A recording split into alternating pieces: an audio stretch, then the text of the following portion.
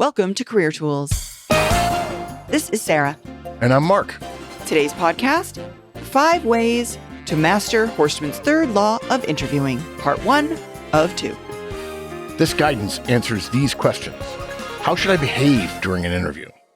Must I smile during an interview? And how do I show a positive attitude during an interview? If you want answers to these questions and more, keep listening. Are you looking for career-changing skills this year? Our Effective Communicator and Effective Manager conferences deliver tools that you can use immediately. Find the conference that's right for you at manager-tools.com/training. Today we're re-recording one of our classic Career Tools Hall of Fame podcasts. Today we're talking about the 5 ways to master Horstman's third law of interviewing. Yeah. It's been so long since I did Career Tools on a regular basis.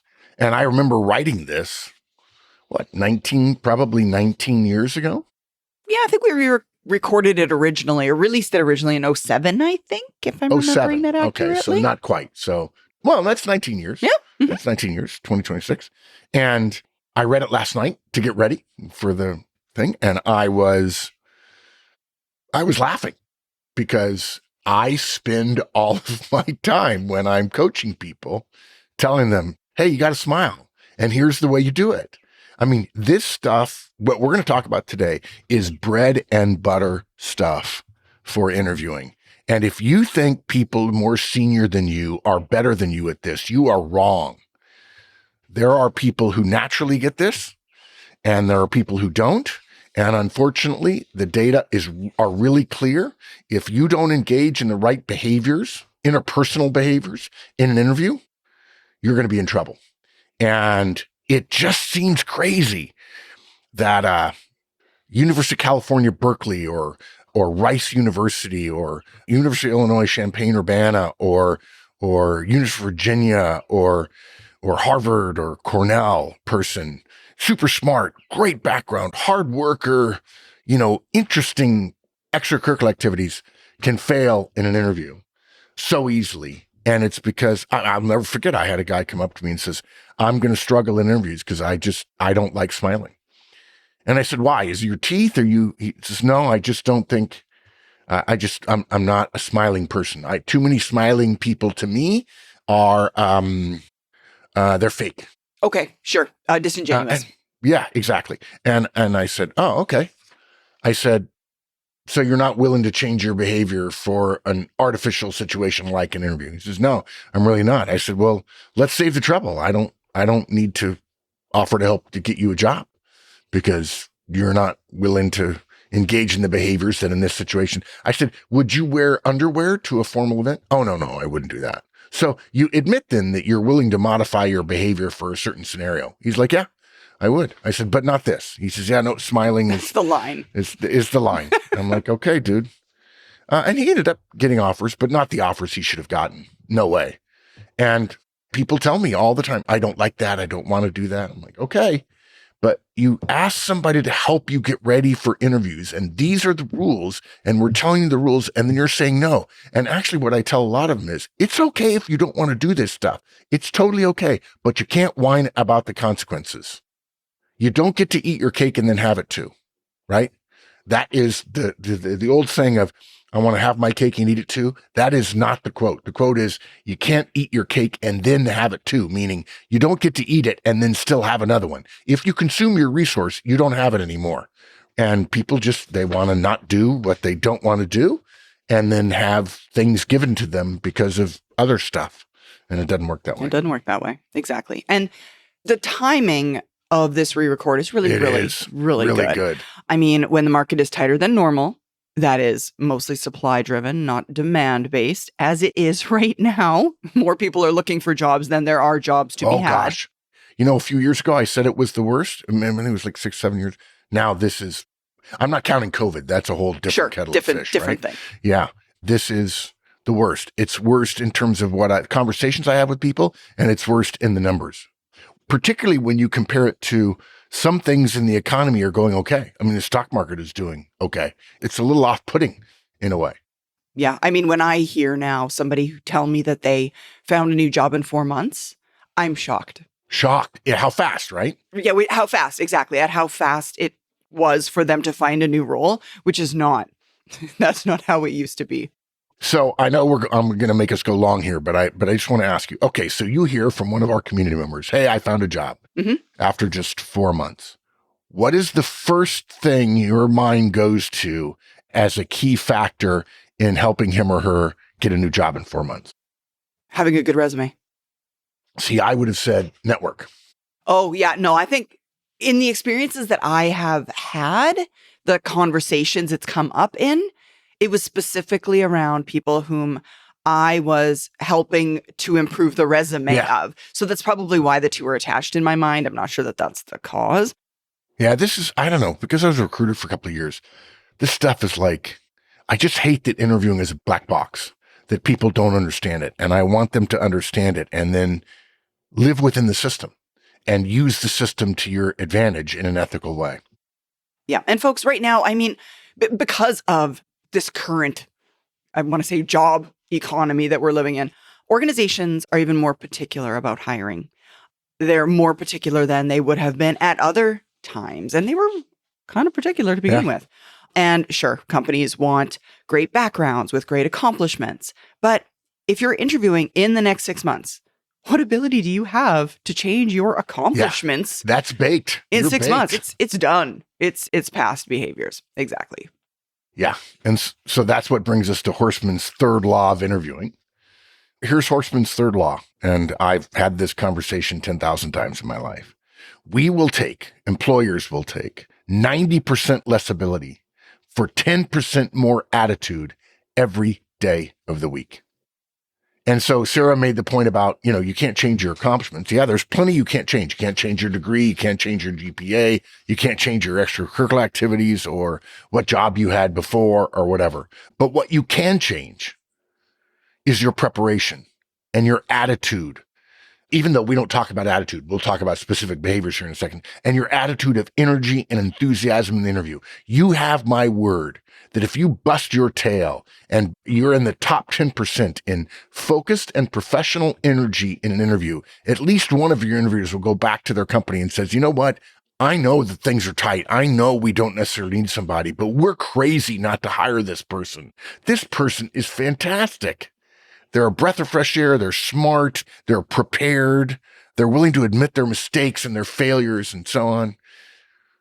I mean, if you're going to go through the interview, why not do the best you can at the last step in the process, right? That's exactly it. That's exactly it. And folks, when Mark says we'll take 90% less ability for 10% more attitude, to be clear, it's a little bit of a stretch. I mean, it is a slight exaggeration by design. It's not technically true, 90% and 10. But the reason there's such a great distinction between these two variables is really to get people's attention. Yeah. Interviewing, as it's widely practiced, is a horrible system, to say nothing of how horrible it is relative to how important it is to organizations and individuals. So important that we need every tool in our arsenal in order to be successful in this situation. So energy and enthusiasm expressed in the right way are huge in terms of our ability to be able to secure the role that we want to secure. Yeah. It's a bit like, I'm recording this with a Dodger cap and a Dodger sweatshirt on, 2-time world champions. And it's a bit like the Dodgers or the Blue Jays playing 8 innings and then giving up in the 9th. Like, we don't need to put our best pitcher in there. We don't need our closer in there when it matters. Interviewing is about closing, which is a whole nother part of the interviewing series, right? About how to close. All right. So we have 5 ways to express your energy. And in each of the 5, we're going to recommend specific practice steps for good reasons. So we have 5 plus 1, actually. We have a bonus one. And so the outline is smiling, handshake, voice volume, gestures, posture, and laugh. Mm-hmm. Absolutely. And again, as Mark said, folks, we said 5. There are actually 6. It's by design. Don't worry. Yes. Don't worry. We know what we're doing over here. Okay, we're going to start. We're going to start with smile. Now, your smile will be the first thing the interviewer sees or notices about you the moment they glance in your direction. They see, or not, for that matter, your smile. And if your interviewer, he or she, sees or notices anything else other than your beaming smile first, that is a strike against you. Striking immediately before you've even said anything. I've had interviewers, college interviewers used to come and they'd interview in hotels. Candidates, you mean? Yeah. Well, no, the interviewers, the companies would come to a hotel for a conference, right? And there would be a number of college kids there. And the interviewers would look through the peephole to see whether or not the kid was smiling. Oh, yeah. Or whether they're leaning against the wall across the hall, or whether they've got their arms crossed and they're pacing back and forth, or whether they just got a big old dumb smile on their face. And look, folks, for some reason, the human smile in our modern world has become, I think some of it has to do with cosmetic dentistry and a growing interest in, I would argue, a bit of a fetish around beauty and so on, that people compare each other's smiles because we're worried about our self-image, and self-image becomes important. You see all these Instagram influencers who have weirdly fake lives, making themselves look perfect with makeup or lighting, or, even males with makeup on their body to make it look particularly good and so on. And smiling has become, in my opinion, in the modern world, in the last 20 years, in fact, something that a healthy portion, maybe 40%, maybe 30% of our professional community, and I don't mean managers, I mean the entire community of professionals worldwide, there is a growing number of people who feel that smiling is, to your point, disingenuous. It's plastic, it's fake, it's not real. And they refuse to do it. And yet, folks, we just want to be clear. We've talked about smiling a lot here, about its value, the need for it, and at certain times. And we understand that some of you are, maybe you're not opposed to it. If you're told a good joke, you will smile and laugh and so on. But we understand that, and this is particularly true for engineers, for D's and C's, right? I's and S's on the DISC scale tend to smile more and D's and C's less. But people don't see smiling as who they are. They're more interested in projecting a stoic face. And a classic example is Paul, who used to work here, right? His face was always straight. Now, he would smile. In fact, we would joke that we would want to, we would joke, or we would say, hey, Paul smiled. Yeah, exactly. Paul smiled. Paul Schwer. Paul, if you're listening, we love you. We miss you. Paul retired from us after 17, 18 years working? Yeah, I'm not even sure. In a long time. Yeah. So we respect that your natural behavior is to not smile, to be more stoic. And we completely respect it. Now, some people would go further and say, look, I'm not going to do it, but I'm fine if other people do it. I'm not biased against smiling. It's just not the face I project to the world. They would say, I'm going to put words in your mouth, folks. If you want to write me, it's mahorstman@manager-tools.com, and we can have a discussion about it. I love hearing from the community. They would say they're more focused. Well, I smile a lot, but I think of myself as focused. But anyway, they're more intense. They're driven. They're thinking about work. They're solving problems as they go through the day. It's a game face. Right now, we're waiting for the college football national championship with Indiana and Miami. And Kurt Cignetti, the head coach of Indiana, which has turned their program around, is famous for not smiling at all on the sidelines. But he used to coach with Nick Saban, who also never smiled, even after they won, frankly. But look, all that is true, guys, and we get it and we respect it, and you are completely entitled to be yourself, okay? But you got to be really careful about saying to yourself, I want to be the authentic me. Yeah. And then I want this guy to also give me a job for that. Exactly. And there are so many situations where if you were on a date with someone who you were maybe romantically interested in, and they told a joke and you said, no, I'm going to keep a stoic face.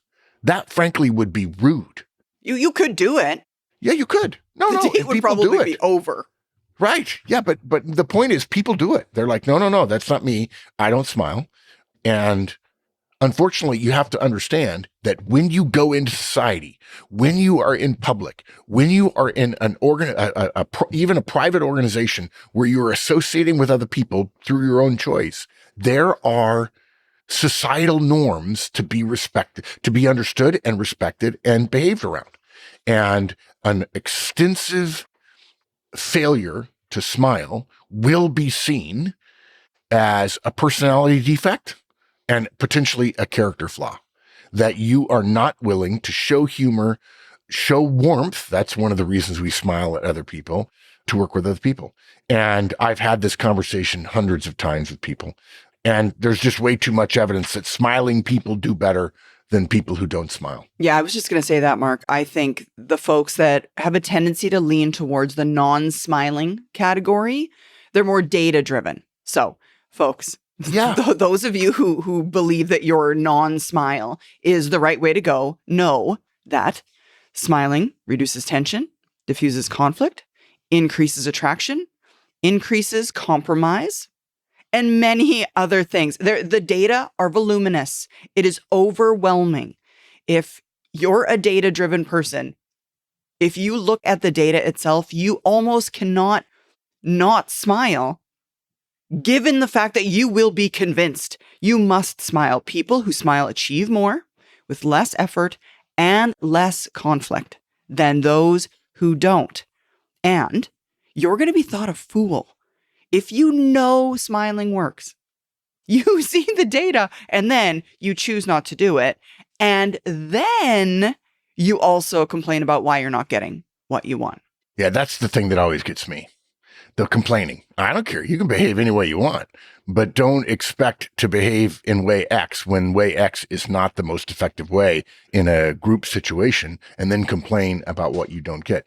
I don't think I've ever mentioned this before, but watching Poldark last night made me realize it, or night before last maybe. I've always thought of smiling like I did swimming. I'm astounded at the number of adults that can't swim. And I'm astounded in the same way because it is just a behavior. Okay. You are not revealing your soul. It is just a behavior, and you can practice. In fact, we're going to recommend it's a lot easier to practice smiling than it is swimming, I would say, but yeah. But yes. Okay. So swimming is harder, a lot harder. Yeah, right. Here's what I would say about it though. They're both lifesavers. If you can't swim and you fall in, you're dead. If you go in an interview and you can't smile, you're dead. There are rare exceptions, but that's true. And look, we are talking about interviewing here. Keep in mind, if you haven't listened to our other casts about interviewing is an artificial reality. It's designed by organizations to keep people out. That's the reason it exists, to find flaws with you. If you choose not to smile, you're saying, boom, here's one. You only need 2 or 3 more, and then you can walk away from me. Everyone is always asking me for inside information, for the scoop, for the real deal about interviewing, the one key thing to do. And then they hear that smiling is a key ingredient in expressing your energy, and then ignore it because of your own personality biases. In my opinion, it's galactically stupid. You cannot say, I need to know everything I can know about interviewing, and then say, oh no, I'm authentic me wouldn't do that. Okay, that's fine. You will be differentially less effective than the average person. And you may think that your 4.0 GPA or some other thing you did will get you what you want. And I'm reminded one of my very favorite sayings that I, having been fired myself, which is smile at people on your way up because you will see them on your way back down. If you're looking for the easiest, highest value behavior to increase a company's perception of your energy level, and you ought to in today's interviews, smiling is the holy grail. There's just no question about it. If you're looking for more flexibility in your training schedule, our Effective Manager, Effective Communicator, and Effective Hiring Manager conferences are all available on video. This actionable guidance will come to you directly on your time. You can check it out at manager-tools.com/training. Under Effective Manager, Effective Communicator, and Effective Hiring Manager. Now, folks, I think I'm probably the perfect person in the world to teach you how to smile because when I started presenting for Manager Tools, had to teach myself to smile. So we have got some ideas about how to practice smiling. I assure you it works. It worked for me. From experience, we've learned that just looking in the mirror doesn't work. No. Creepy. I tried it 40 years ago.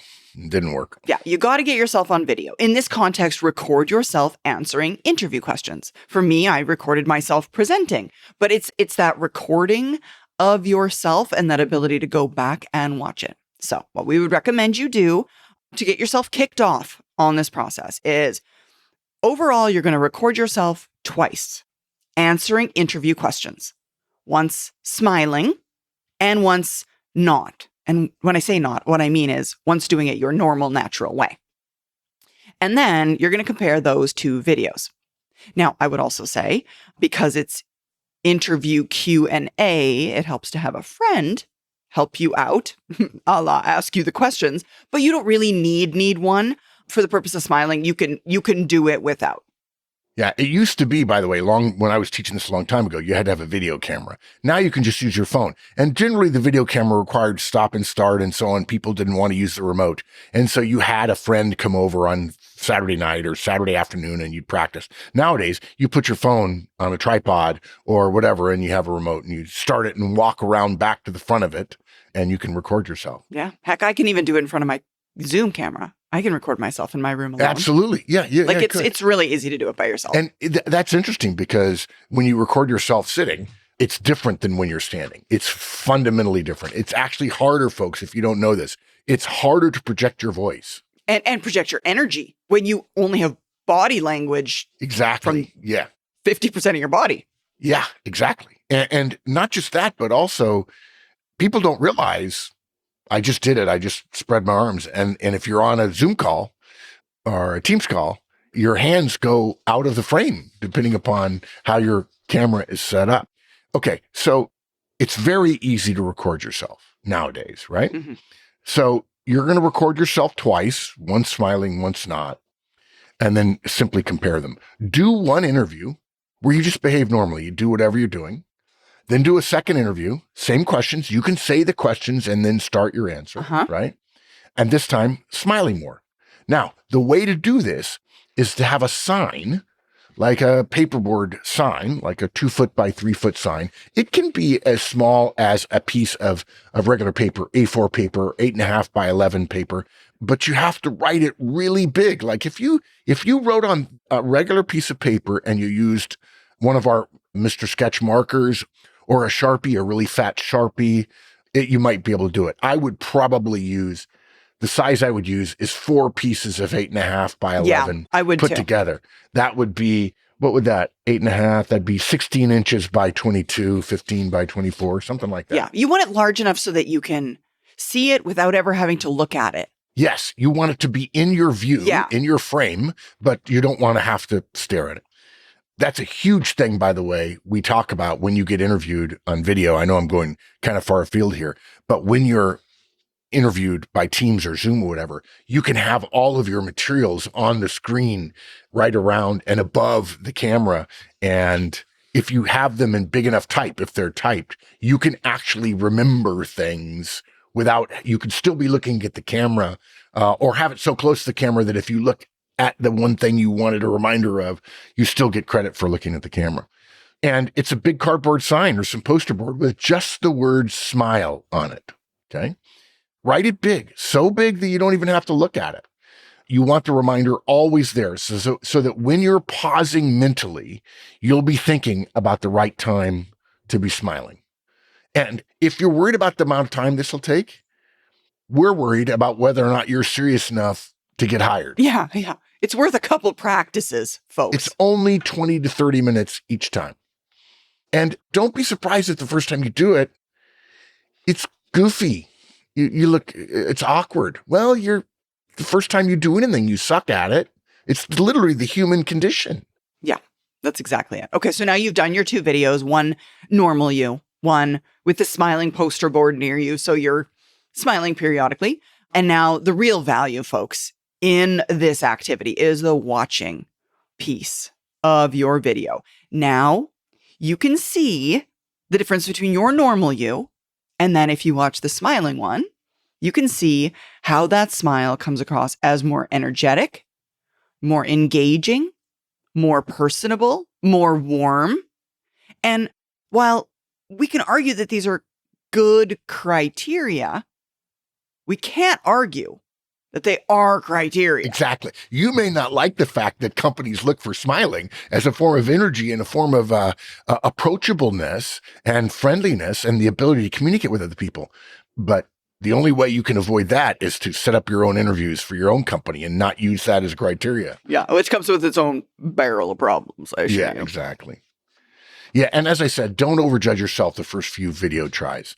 Being self-conscious about smiling is a bit like holding your arms at your sides to start a presentation. We tell this to people all the time. You can stand with your arms hanging loosely at your sides to start a presentation. People are like, it feels weird. It's uncomfortable.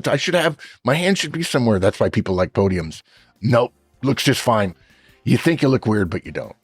The purpose here is for you to begin to smile much more as you practice, all so that you can be less awkward feeling and actually less awkward in the doing when you're actually interviewing for the money.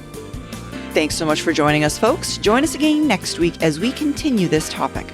Now help us, help others, and tell your friends. And of course, follow, rate, and review our podcast. And remember, 5 stars only, please.